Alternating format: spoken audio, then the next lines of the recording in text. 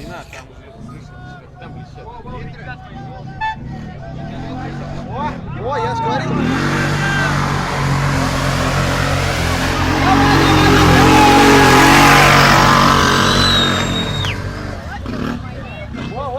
Боком пошел. Это Братьон. Давай, давай, давай! Подожди, а сколько они потом? 2, 3. Давай, давай, давай. Парк тяжелый, зараза. Тяжелый, блядь, справляется. Но Реник, кстати, знаешь, это хуже рулится. Или он подходит. Ты пошел поправили? Кто первый, тот по правильному видит. А ему без вариантов. Еще рядом.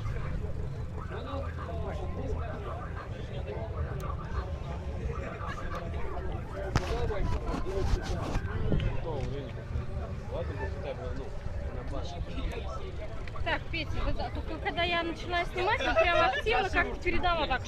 А ты его ставишь, да? Мне не из-за них не видно. Давай он будет. Вот сюда Макс, вот. мне крикни там заранее, когда они поедут. Ты рев слышишь? Это Федя. Там вообще аж за наш лагерь. Как-то печет. На мимо наш Нереально. лагерь проходит. Ты все снимаешь? Не мог остановить, потом нарезку? Можно вот этим товарищам конфетку дать, чтобы они в это время не упали. Прям в шлем, кто упадет, тому 300 рублей. Что за звук? Что-то Федя где-то.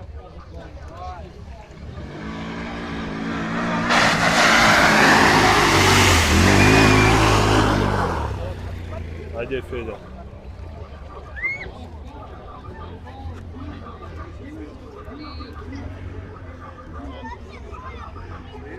Что, сломал? Не знаю.